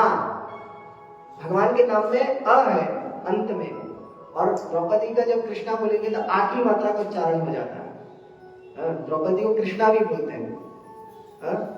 कई लोगों की आदत होती है हरे कृष्ण की जगह हरे कृष्णा बोलते हैं। जय श्री कृष्ण गुजराती लोग बोलते हैं, तो कई आपके गुजराती लोग जय श्री कृष्ण, तो मानो हो तो द्रौपदी को याद कर रहे हो। हाँ, तो कृष्ण होता है श्री कृष्ण, श्री कृष्ण, कृष्णा नहीं। तो आज द्रौपदी की आंखों में बहुत अश्रु है कि आज उनके प्रिय मित्र श्री कृष्ण दूर जाना चाह रहे हैं, द्वारका जाना चाह रहे हैं। रथ पर श्री कृष्ण आरूढ़ हुए, एक चरण धरती पर है, एक चरण रथ पर है। इतने में दौड़ी दौड़ी कौन आई? उत्तरा। उत्तरा कौन? अभिमन्यु की धर्मपत्नी। अभिमन्यु कौन? अर्जुन के पुत्र। उत्तरा दौड़ी दौड़ी आई, घबराती हुई। उत्तरा की अवस्था कैसी है? गर्भवती है। गर्भवती उत्तरा, 8 मास का गर्भ है। उस अवस्था में कोई महिला दौड़ पाएगी क्या? और वो डरती हुई, सकपकाती हुई, घबराती हुई, प्राणों की भिक्षा मांगती हुई उत्तरा श्री कृष्ण के चरणों में गिर पड़ी और क्या कही? उत्तरा कहती है, पाहि पाहि महायोगिन देव देव जगत्पते, नान्यम तद्भयं पश्येयत्र मृत्यु परस्परम। ये प्रार्थना किया। उत्तरा कहती है, पाहि माम, हे महायोगी श्री कृष्ण, हे जगतपति, आपके अतिरिक्त मेरी रक्षा करने वाला संसार में और कोई नहीं है, क्योंकि ये संसार के लोग तो एक दूसरे को मारने मरने में लगे हुए हैं। जो खुद ही मरण धर्म है वो मेरे प्राणों की रक्षा क्या करेंगे? जो खुद मरने वाला हो वो किसी के प्राणों की रक्षा क्या ही करेगा? हम सब जीवन, हम मनुष्य मरण धर्म है ना, हम किसी को जीवन दे सकेंगे? हमारे खुद के जीवन का तो खुद की गारंटी नहीं है। तो हम क्या किसी के जीवन बचाएंगे? जीवन देना और जीवन लेना ये भगवान के हाथों में ही संभव है। मूर्ख लोग सोचते हैं मैंने बचा लिया, मैंने कर दिया, मैंने ऐसा, मैंने वैसा। वो मैंने कुछ नहीं होता। भगवान ने चाहा तो हो गया, न चाहते तो हरिओम तत्सत हो ही गया था। तो उत्तरा कहती है कि हे कृष्ण, हे श्री कृष्ण, पाहि माम महायोगिन, मेरी रक्षा कीजिए। आपके अलावा, आपके अतिरिक्त संसार में मेरी रक्षा करने वाला सामर्थ्य किसी में नहीं, क्योंकि सब मरण धर्म है और केवल मात्र आप ही अजर अमर अविनाशी परमात्मा है। श्री कृष्ण जान गए क्या हुआ पता है आपको? उत्तरा क्यों दौड़ी दौड़ी आई? क्योंकि दुष्ट अश्वत्थामा ने क्या किया पता है?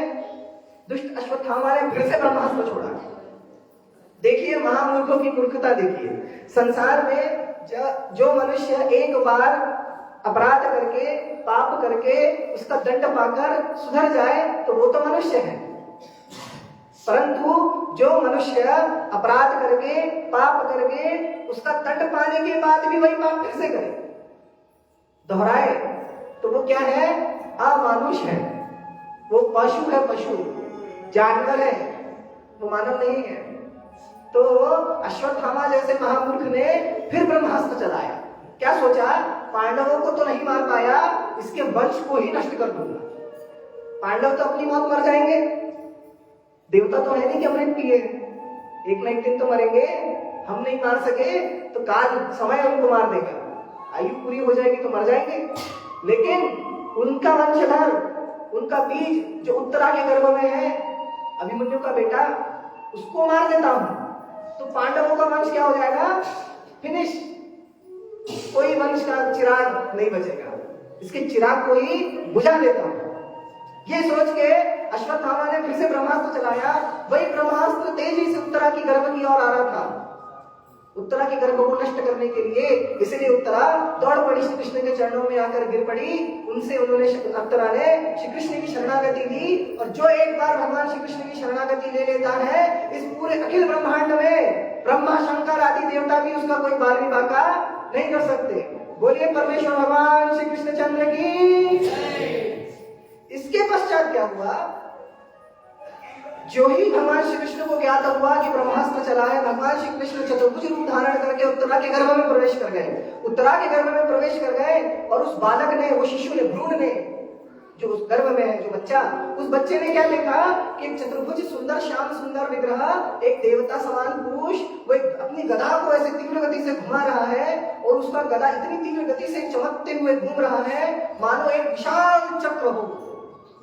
इस प्रकार भगवान श्री कृष्ण चतुर्भुज रूप धारण करके उत्तरा के गर्भ में गदा घुमाने लगे और ब्रह्मास्त्र जैसे ही आया तो उस गदा के चक्र में घुस गया और ब्रह्मास्त्र भी ध्वस्त हो गया। बोलिए भक्तवत्सल भगवान की। उत्तरा के गर्भ की रक्षा श्री कृष्ण ने कर दी। अश्वत्थामा को श्राप दे दिया, रे पापी, तू इतना नीच है कि एक बार अपराध करने के बाद भी तू सीखा नहीं, तो जा तेरे को श्राप देता हूं, तू अमर हो जा, चिरंजीवी हो जा, तेरे पूरे शरीर में कोढ़ हो जाए, कुष्ठ रोग हो जाए, तेरे पूरे शरीर में कष्ट हो, तेरा शरीर विशाल हो जाए, तेरे पूरे शरीर से पीत मवाद निकलने लगे, घाव हो जाए तेरे पूरे शरीर में, तू जहां जाए वहां अपशब्द हो, तू नदी के जल को स्पर्श करे नदी सूख जाए, तू किसी के खेत में प्रवेश करे तो पूरा खेत में आग लग जाए, तू किसी के घर को अपनी आंखों से देख ले तो उस घर में आग लग जाए, उसका सर्वनाश हो जाए, तू किसी की संतान को देख ले तो उसी समय मर जाए, तू ना बैठ सके, ना उठ सके, ना चल सके, तू बैठना चाहेगा तेरे कष्ट तुझे बैठने नहीं देंगे, तू चलना चाहेगा तेरे कष्ट तुझे चलने नहीं देंगे, तू मृत्यु की भीख मांगेगा रे पापी, लेकिन तुझे मृत्यु नहीं आएगी क्योंकि मैंने तुझे चिरंजीवी होने का शाप दिया, ऐसा अमर बना दिया। आज अश्वत्थामा चिरंजीवी है, इस कलयुग के अंत तक चिरंजीवी है, नर्मदा के तट पर घूमता रहता है, ब्रह्म राक्षसों की तरह यातना में है, कष्ट में है। ऐसा श्राप दे दिया श्री कृष्ण ने, उसको उचित दंड दिया। यहां संदेश मिलता है जो लोग भ्रूण हत्या आदि कराते हैं वो अश्वत्थामा की जैसी दुर्गति पाते हैं। उदाहरण देने का समय नहीं तो कथा छूट जाएगी। आप सभी समझदार हैं। भ्रूण हत्या महापाप, अश्वत्थामा जैसी दुर्गति हो जाती, होगी ही। इसके पश्चात क्या हुआ? इसके पश्चात कुंती महारानी बहुत प्रसन्न हुई। आज कुंती महारानी, आपको पता है कुंती का नाम सुना है? कुंती महारानी का, पांडवों की माता, राजा पांडु की धर्म पत्नी कुंती महारानी, जो श्री कृष्ण की संबंध में लगती है सगी बुआ। तो आज कुंती महारानी जो आज तक श्री कृष्ण को अपने भतीजे के रूप से ही देखती थी, भतीजे की दृष्टि से ही देखती थी, पुत्र के समान प्रेम करती थी, जानती थी ये परमात्मा है, ये साक्षात परमेश्वर परमात्मा सच्चिदानंद भगवान है, मेरे कल्याण के लिए आए हैं, हम जैसे साधु पुरुषों के कल्याण के लिए आए हैं, परंतु हमेशा उनको वो पुत्र के रूप से ही देखती थी। आज प्रथम बार जीवन में कुंती महारानी को उनके मन में श्री कृष्ण के प्रति भगवान की अनुभूति भावना बनी और आज जीवन में प्रथम बार कुंती महारानी श्री कृष्ण के चरणों में गिर पड़ी है और स्तुति करने लगी श्री कृष्ण की। नमस्ते पुरुषं त्वात् ईश्वरं प्रकृते परम् अलक्ष्यं सर्वभूतानां अन्तर्बहिरवस्थितः कृष्णाय वासुदेवाय देवकी नंदनाय च नंदगोपकुमाराय गोविंदाय नमो नमः। आज स्तुति कर रही है कुंती महारानी और अंत में क्या कहती है आपको पता है कुंती महारानी? आज देखिए, भक्तों की एक आदत होती है, शुद्ध भक्त होती है। अब अपने आप को शुद्ध भक्त मत मान लेना, क्योंकि आदत हम सबकी वही है, परंतु इसका अर्थ ये नहीं कि हम शुद्ध भक्त हैं। शुद्ध भक्त जो होते हैं ना, वो भगवान के बिना बोले ही मांगने लग जाते हैं। भगवान बोलते नहीं है कि मांगो और वो मांगने लग जाते हैं। ये शुद्ध भक्तों का एक लक्षण है। लेकिन हमने पिछले दिनों में, हमने पिछली कथाओं में बताया, हमेशा मांगते रहना अच्छा नहीं होता, परंतु शुद्ध भक्तों की विलक्षणता।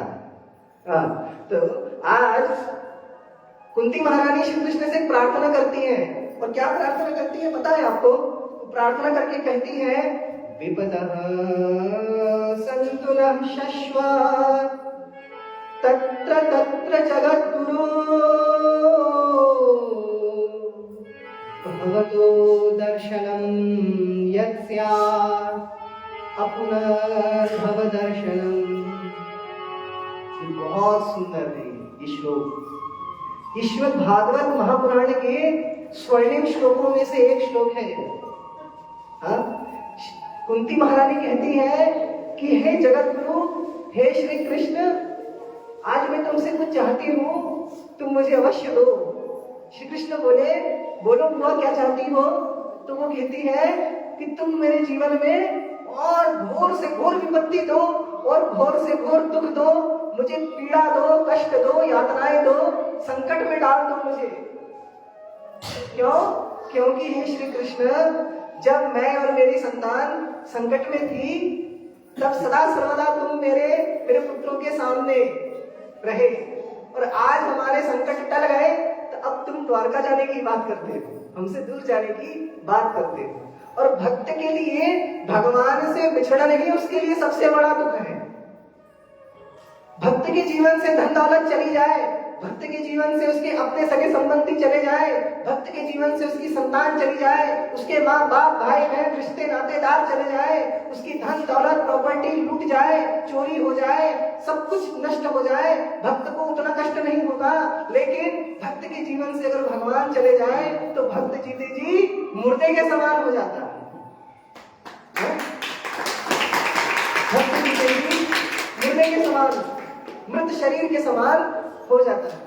इसीलिए भक्त हमेशा भगवान से यही प्रार्थना करते हैं कि जीवन में कुछ रहे न रहे, हे प्रभु आप सदा सर्वदा मेरे जीवन में विद्यमान रहना। ये भक्त का लक्षण है। परंतु हम भौतिक मनुष्य भगवान से, भगवान को तो कभी नहीं मांगते। मंदिर में जाकर भगवान से पता नहीं आनंद आनंद क्या नहीं मांगते। धन दो, धन दो, दौलत दो, ये दो, वो दो, बच्चा दो, बेटी दो, नौकरी दो, पैसा दो, रोकड़ा दो, प्रॉपर्टी दो। लेकिन कभी बोलते हैं कि भगवान तुम मुझे अपने आप को दे दो, आप मेरे हो जाओ, ये कभी नहीं बोलते। और आपको पता है जीवन में, जीवन की संपत्ति है दुख। पता है आपको जीवन की संपत्ति दुख क्यों है? क्योंकि सुख में सुमिरन सब करे, दुख में करे न कोई। जो सुख में, जो दुख में सुमिरन करे, जो सुख में सुमिरन करे, तो दुख काहे कोई। दुख में तो सब सुमिरन करते हैं, माला जपते हैं, व्रत करते हैं, पूजा पाठ कराते हैं। जब सुख आता है तो सब छोड़ छाड़ देते हैं, तो भोग विलास में लग जाते हैं। तो यदि सुख में भी हम भगवान का स्मरण करेंगे, पूजन अर्चन करेंगे, तो भगवान कृपा करेंगे, तो दुख जीवन में आने ही नहीं देंगे। बोलिए भक्तवत्सल भगवान की जय। आइए कुंती महारानी का भाव हम आपको एक भजन के माध्यम से श्रवण कराएंगे। क्योंकि भजन करना बहुत आवश्यक है। देखिए बड़े ध्यान से सुनिएगा, ये भजन के भाव बहुत बहुत जो है ना मर्माहक है। जीवन में उतारिए भजन को। दुख ही मानव की, पेज नंबर 5। दुख ही मानव की संपत्ति है, फिर दुख से क्यों घबराता है। दुख ही मानव की संपत्ति है, फिर दुख से क्यों घबराता है। सुख देकर जाने वाले से, सुख देकर जाने वाले से, हे मानव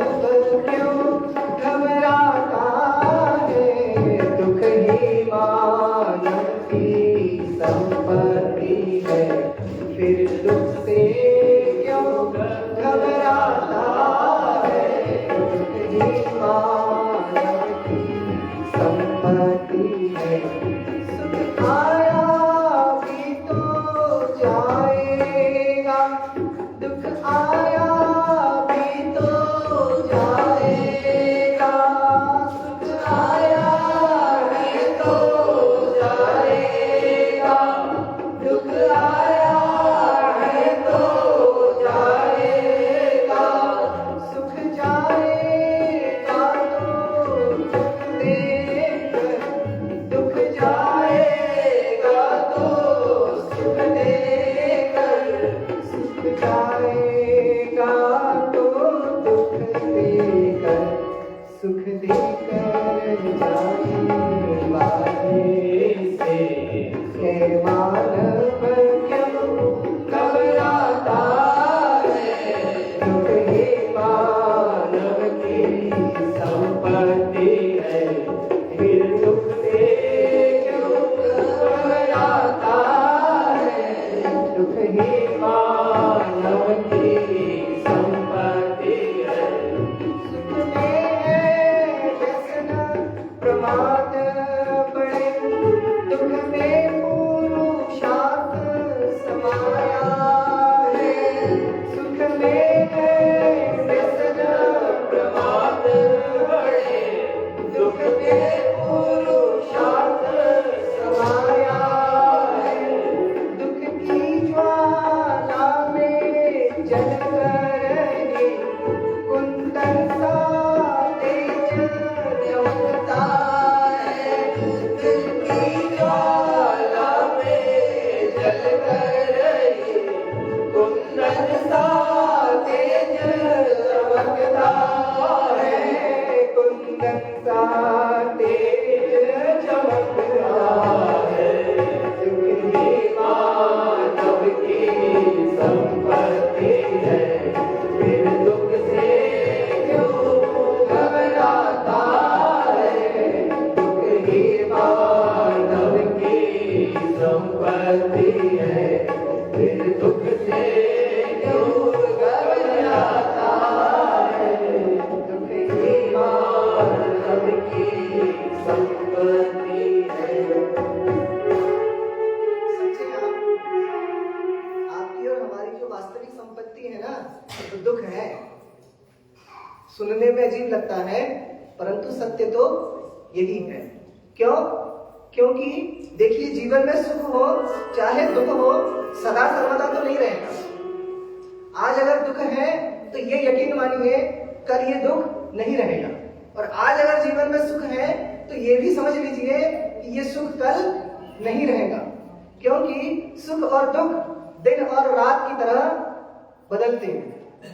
ठीक सदा सर्वदा दिन नहीं होता, सदा सर्वदा रात्रि नहीं रहती। अगर रात है तो दिन भी होगा, और अगर दिन है तो रात भी होगी। उसी प्रकार जीवन में अगर दुख है तो सुख भी होगा, और सुख है तो दुख भी आना तय है। ये जान लेना चाहिए।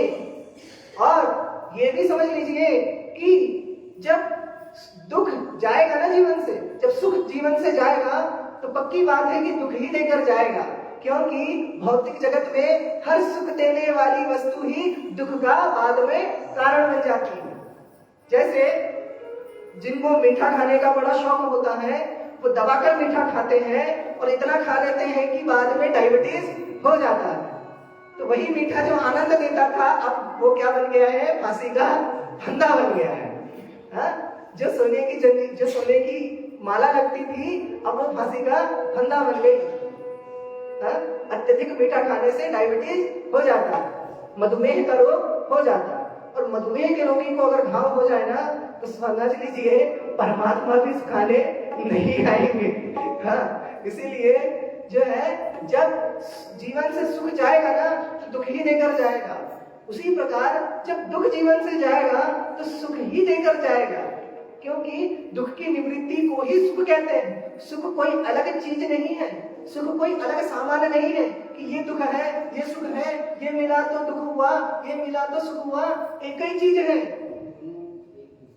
जब आपका सुख आपको चोट पहुंचाने लग जाएगा, तो आप उसको सुख मानना छोड़कर क्या मानेंगे? दुख। और जब आपका दुख निवृत्त होने लगेगा तो वो दुख की कमी जब घटने लगेगा, वही घटना उसका सुख समझने लगेंगे, आप उसको सुख मानेंगे। हाँ, ये सत्य बात है, ये सत्य बात है। ये सत्य बात है। हमको लगता है हमारे पंच लाइनों में हम पहले ताली हमको बजानी पड़ेगी। हाँ, तो इसलिए कुंती महारानी दुख मांगती है, क्योंकि वो चाहती है कि मुझे इतना दुख मिले कि ये जो श्री कृष्ण है ना, ये जो हमेशा मेरे दुख में, मेरे संतानों के दुख में मेरे साथ, मेरे संतानों के साथ बने रहे, ये मेरे अंत समय तक बने रहे। बोलिए भक्तवत्सल भगवान की, कुंती महारानी की। ऐसा कुंती महारानी जैसा ना किसी ने नहीं मांगा, ना भूतो ना भविष्यति, किसी ने नहीं मांगा, और कोई मांगेगा भी नहीं, हमको पता है। कोई मांगेगा भी नहीं, क्योंकि भगवान किसी को चाहिए ही नहीं। भगवान से चाहिए, भगवान नहीं चाहिए। अधिकतर समाज की यह हालत है। बड़े भाग्यशाली है वो लोग जो भगवान को चाहते हैं, भगवान से न चाहकर भगवान को चाहते हैं जीवन में। वो भाग्यशाली है। आप समझिए, आपके पूर्व जन्मों के सत्कर्म है जो आपको ऐसी बुद्धि मिली कि आप भगवान से भगवान को मांगते हैं, भगवान से वस्तु नहीं मांगते। आपके पूर्व जन्मों के सुकृतों का, सत्कर्मों का ही वो फल है। अन्यथा हर कोई भगवान से मांगता ही है। ठीक है, इसके पश्चात क्या हुआ? श्री कृष्ण कुंती महारानी के आग्रह पर कुछ दिन और रुक गए, क्योंकि कुंती महारानी ने कहा, प्रभु आपने इतनी बड़ी समस्या से, इतने बड़े संकट से हमें उबारा है, तो कुछ क्षण सेवा के और दीजिए। आपका कोई कल्याण कर दे तो आप भी चाहेंगे ना कि हम भी उनकी थोड़ी सी सेवा सत्कार करें, थोड़ा क्या कहते हैं उसको, आओ भगत करें। हाँ? कुंती महारानी कहा, प्रभु रुक जाइए, कुछ दिन और रुक जाइए। श्री कृष्ण तो दयालु हैं, भक्त की इच्छा को अपूर्ण कभी रखते नहीं, जो आज्ञा हुआ ऐसा बोलकर रुक गए। भीष्म पितामह शरशैया पर कुरुक्षेत्र में पड़े हैं, असंख्य बाण अर्जुन ने चलाए थे। भीष्म पितामह शरशैया पर गिरे कुरुक्षेत्र की युद्ध भूमि में, और भीष्म पितामह को इच्छा मृत्यु का वरदान उनके पिता शांतनु ने दिया था। जब भीष्म पितामह ने, भीष्म पितामह का पहले नाम पता है आपको क्या था? कोई जानते हैं? हाथ उठाइए, कोई जानते हैं? अगर भीष्म पितामह का वास्तविक नाम नहीं जानते ना, भीष्म पितामह का वास्तविक नाम था देवव्रत। ये देवी गंगा के पुत्र हैं, मां गंगा के पुत्र हैं, देवव्रत हैं। 7 संतानों को माता गंगा ने अपने ही जन्म में डुबोकर समाप्त कर दिया। 8वीं संतान के रूप में जब ये प्रकट हुए तो शांतनु ने कहा, देवी ठहर जाओ, मेरे कुल के सारे दीपक ऐसे ना बुझाओ, इस संतान को मुझे दे दो, मैं तुमसे भिक्षा मांगता हूं। गंगा मैया ने पहले ही वचन दे दिया था कि स्वामी आप जीवन में कभी मुझसे कोई प्रश्न नहीं करेंगे, मुझे कभी किसी कार्य से रोकेंगे नहीं, जिस दिन ऐसा करेंगे आपको छोड़कर चली जाऊंगी। तो आज देवव्रत ने, आज राजा शांतनु ने अपनी प्रतिज्ञा तोड़ दी और गंगा मैया को रोक दिया कुछ करने से। तो माता गंगा ने कहा कि अब शर्त तो टूट गई, अब तो हम चले जाएंगी, परंतु चिंता मत कीजिए, ये पुत्र को भी ले जाती हूँ। जब ये थोड़ा बड़ा हो जाएगा, माता के बिना तो नहीं रह पाएगा ना, शिशु को तो माता का दूध चाहिए, तो जब ये अपने आप से रह पाएगा, तब आपको मैं इसको प्रदान कर दूंगी। तो शांतनु को ये प्राप्त हुए, नाम रखा देवव्रत। देवव्रत ने, जब शांतनु ने मत्स्यगंधा को देखा, सत्यवती उसके रूप लावण्य में मोहित हो गए, और चक्रवर्ती राजा शांतनु मत्स्यगंधा जो एक मछुआरन की बेटी है, मछुआरन यहाँ है, मछुआरे जाति के, हमारा ढिमन बोल रहा है ना, तो मछुआरे जाति के जो लोग हैं ना, बड़े बड़भागी हैं। हम उनको छोटा सोचते हैं ना, गलती है हमारी। बहुत भाग्यशाली है, क्योंकि उनके समाज में बड़े विलक्षण महापुरुष, महात्मा, जीवात्माएं, महान जीवात्माओं ने जन्म लिया है ढीमर जाति में, मछुआरों की जाति में। केवट का नाम सुने हैं ना, रामचरित रामायण में मछुआरे थे केवट। हाँ, श्री राम को पार लगाया, हाँ, उनका चरणामृत पाया। ब्रह्मा शंकर को भी जिनका चरणामृत पाने के लिए तपस्या करनी पड़ती है, उन परमात्मा के सहज में चरण का जल पाया। केवट ने उसी जाति के थे। और सत्यवती मत्स्यगंधा ये भी उसी जाति की है। चक्रवर्ती राजा शांतनु विवाह करना चाहते हैं। सत्यवती ने एक शर्त रखी, महाराज एक शर्त पर शादी करूंगी, विवाह करूंगी। वो शर्त ये है कि मेरा ही पुत्र राजा होगा, आपके राज्य का उत्तराधिकारी मेरा ही पुत्र होगा, ये पुत्र आपका नहीं होगा।